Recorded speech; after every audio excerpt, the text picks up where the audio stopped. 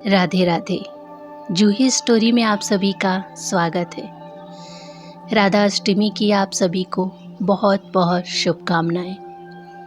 सनातन धर्म में भाद्रपद मास के शुक्ल पक्ष की अष्टमी तिथि श्री राधा अष्टमी के नाम से प्रसिद्ध है।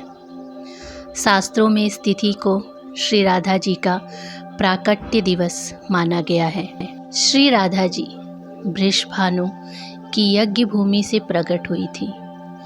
वेद तथा पुराण आदि में जिनका कृष्ण वल्लभा कहकर गुणगान किया गया है, वे श्री वृंदावनेश्वरी राधा सदा जी श्री कृष्ण को आनंद प्रदान करने वाली साध्वी कृष्ण प्रिया थी। कुछ महानुभाव श्री राधा जी का प्राकट्य श्री वृषभानपुरी बरसाना। शास्त्रों में श्री राधा कृष्ण की शाश्वत शक्ति रूपा एवं प्राणों की अधिष्ठात्री देवी के रूप में वर्णित है। अतः राधा जी की पूजा के बिना श्री कृष्ण जी की पूजा अधूरी मानी जाती है।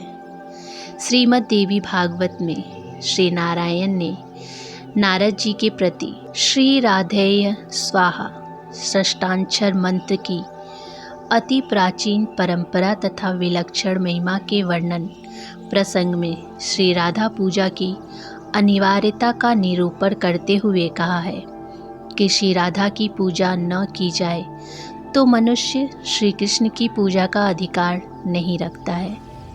अतः समस्त वैभवों को चाहिए कि वे भगवती श्री राधा की अर्चना अवश्य करें। श्री राधा भगवान श्री कृष्ण के प्राणों की अधिष्ठात्री देवी है, इसीलिए भगवान इनके अधीन रहते हैं। यह संपूर्ण मनोकामनाओं का साधन करती हैं। इसी कारण इन्हें श्री राधा कहा गया है।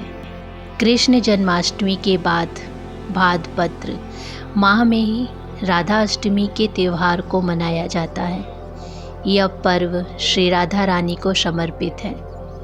इस खास दिन पर बरसाना समेत देश भर में खास उत्साह देखने को मिलता है। पौराणिक कथा के अनुसार भाद्रपद माह के शुक्ल पक्ष की अष्टमी तिथि पर श्री राधा रानी का जन्म बरसाना में हुआ था। इसीलिए इस दिन को राधा अष्टमी के रूप में मनाया जाता है। इस खास पर्व का श्री कृष्ण भक्त बेसब्री से इंतजार करते हैं।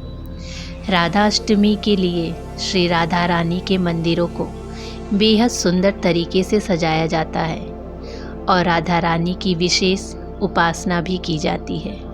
पंचांग के अनुसार भाद्रपद माह के शुक्ल पक्ष की अष्टमी तिथि 10 सितंबर को रात 11:11 पर शुरू होगी। वहीं इसका समापन अगले दिन यानी 11 सितंबर को रात 11:46 पर होगा। ऐसे में राधा अष्टमी 11 सितंबर को मनाई जाएगी। इस दिन पूजा करने का शुभ मुहूर्त 11:03 से दोपहर 1:32 तक है। मान्यता है कि इस मुहूर्त में पूजा करने से दुगना फल प्राप्त होगा। जैसे भगवान श्री कृष्ण को समर्पित जन्माष्टमी का व्रत किया जाता है, ठीक वैसे ही राधा अष्टमी का व्रत भी किया जाता है। मान्यता है कि इस दिन राधा रानी की सच्चे मन से पूजा करने से वैवाहिक जीवन में खुशियों का आगमन होता है और पति पत्नी के रिश्ते में मजबूती आती है। इसके अलावा व्यक्ति को धन, ऐश्वर्य, आयु एवं सौभाग्य का आशीर्वाद प्राप्त होता है। राधा अष्टमी के दिन मालपुए का भोग अवश्य लगाएं। पुराणों के अनुसार राधा रानी को मालपुए काफ़ी पसंद है और भगवान श्री कृष्ण को राधा रानी के बनाए मालपुए काफ़ी पसंद आते थे। रबड़ी का भोग, राधा अष्टमी के दिन आप राधा रानी को रबड़ी का भोग भी लगा सकते हैं। रबड़ी का भोग किशोरी जी की सबसे पसंद में से एक माना जाता है। इसे आप घर पर आसानी से बना सकते हैं या फिर बाजार से भी ला सकते हैं। और अब हम आगे सुनते हैं राधा अष्टमी की कथा। श्री कृष्ण भक्ति के अवतार देवर्षि नारद ने एक बार भगवान सदाशिव के श्री चरणों में प्रणाम करके पूछा, हे महाभाग, मैं आपका दास हूँ। बताइए, श्री राधा देवी लक्ष्मी है या देवपत्नी, महालक्ष्मी है या सरस्वती? क्या वे अंतरंग विद्या है या वैष्णवी प्रकृति है? कहिए, वे वेद कन्या है या देव कन्या है अथवा मुनि कन्या है? सदाशिव बोले, हे मुनिवर, अन्य किसी लक्ष्मी की बात क्या कहें। कोटि कोटि महालक्ष्मी उनके चरण कमल की शोभा के समान तुक्ष कही जाती हैं। हे नारद जी, एक मुँह से मैं अधिक क्या कहूँ। मैं तो श्री राधा जी के रूप, लावण्य और गुण आदि का वर्णन करने में अपने को असमर्थ पाता हूँ। उनके रूप आदि की महिमा कहने में भी लज्जित हो रहा हूँ। तीनों लोकों में कोई भी ऐसा समर्थ नहीं है जो उनके रूप आदि का वर्णन करके पार पा सके। उनकी रूप माधुरी जगत को मोहने वाली, श्री कृष्ण को भी मोहित करने वाली है। यदि अनंत मुख से चाहूँ तो भी उनका वर्णन करने की मुझ में क्षमता नहीं है। नारद जी बोले, हे प्रभु, श्री राधिका जी के जन्म का महात्म सब प्रकार से श्रेष्ठ है। हे भक्त वत्सल, उसको मैं सुनना चाहता हूँ। हे महाभाग, सब व्रतों में श्रेष्ठ व्रत श्री राधा अष्टमी के विषय में मुझको सुनाइए। श्री राधा जी का ध्यान कैसे किया जाता है, उनकी पूजा अथवा स्तुति किस प्रकार होती है, यह सब मुझसे कहिए। हे सदाशिव, उनकी चर्या, पूजा विधान तथा अर्चन विशेष सब कुछ मैं सुनना चाहता हूँ। आप बतलाने की कृपा करें। शिव जी बोले, वृषभानुपुरी के राजा वृषभानु महान उदार थे। वे महान कुल में उत्पन्न हुए तथा सब शास्त्रों के ज्ञाता थे। अणिमा, महिमा आदि 8 प्रकार की सिद्धियों से युक्त वे संयमी, कुलीन, सिद्धिचार से युक्त तथा श्री कृष्ण के आराध्यक थे। उनकी भार्या श्रीमती श्री कीर्तिदा थी। वे रूप यौवन से संपन्न थी और महान राजकुल में उत्पन्न हुई थी। महालक्ष्मी के समान भव्य रूप वाली और परम सुंदरी थी। वे सर्व विद्याओं और गुणों से युक्त कृष्ण स्वरूपा तथा महापवित्रता थी। उनके ही गर्भ में सुभद्रा भाद्रपद की शुक्लाष्टमी को मध्याह्न काल में श्री वृंदावनेश्वरी श्री राधिका जी का प्रकट हुई। हे महाभाग, अब मुझसे श्री राधा जन्म महोत्सव में जो भजन, पूजन, अनुष्ठान आदि कर्तव्य हैं उन्हें सुनिए। सदा से राधा जन्माष्टमी के दिन व्रत रखकर उनकी पूजा करनी चाहिए। श्री राधा कृष्ण के मंदिर में ध्वजा, पुष्पमाल्य, वस्त्र, पताका, तोरण आदि नाना प्रकार के मंगल द्रव्यों से यथाविधि पूजा करनी चाहिए। स्तुति पूर्वक सुवासित गंध, पुष्प, धूप आदि से सुगंधित करके उस मंदिर के बीच में 5 रंग के चूर्ण से मंडप बनाकर उसके भीतर पोणस दल के आकार का कमल यंत्र बनाए।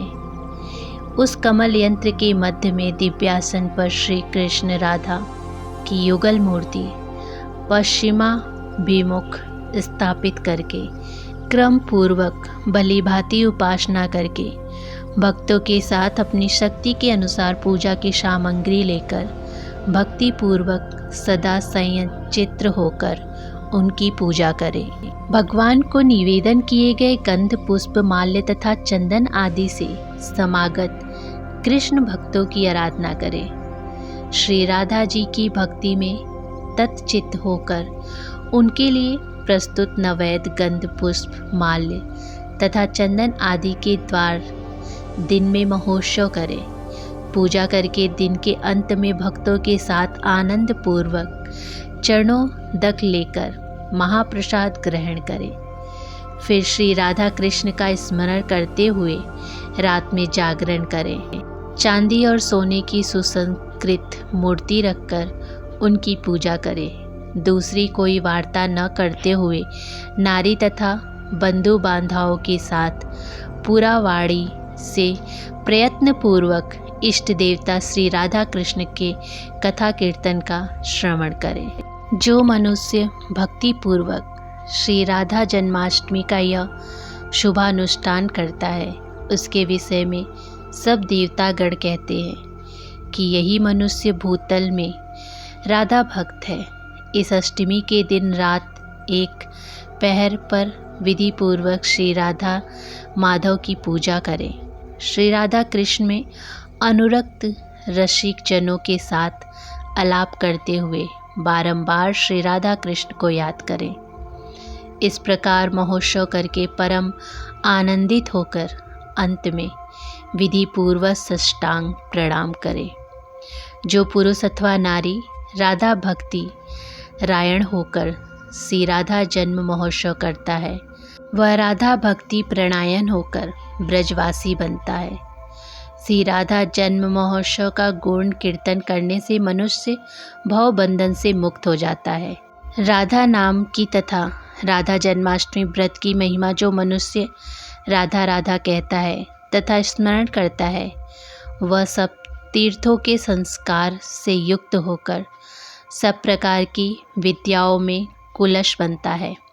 जो राधा राधा कहता है, राधा राधा कहकर पूजा करता है, राधा राधा में जिसकी निष्ठा है, वह महाभाग श्री वृंदावन में श्री राधा का सहचर होता है। इस विश्व ब्रह्मांड में यह पृथ्वी धन्य है। पृथ्वी पर वृंदावन पूरी धन्य है। वृंदावन में सती श्री राधा जी धन्य हैं, जिनकी ध्यान बड़े बड़े मुनिवर करते हैं। जो ब्रह्मा आदि देवताओं की परमाराध्य हैं, जिनकी सेवा देवता करते हैं, उन श्री राधिका जी को भजता है। मैं उसको भजता हूँ। हे महाभाग, उसके उत्तम मंत्र का जप करो और रात दिन राधा राधा बोलते हुए नाम कीर्तन करो। जो मनुष्य कृष्ण के साथ राधा नाम कीर्तन करता है, उसके महात्म्य का वर्णन मैं नहीं कर सकता और न उसका पार पा सकता हूँ। राधा नाम स्मरण कदापि निष्फल नहीं जाता। यह सब तीर्थों का फल प्रदान करता है। श्री राधा जी सर्व तीर्थमयी हैं तथा ऐश्वर्यमयी हैं। श्री राधा भक्त के घर में कभी लक्ष्मी विमुख नहीं होती। हे नारद, उसके घर श्री राधा जी के साथ श्री कृष्ण वास करते हैं। श्री राधा कृष्ण जिनके इष्ट देवता हैं, उनके लिए यह श्रेष्ठ व्रत है।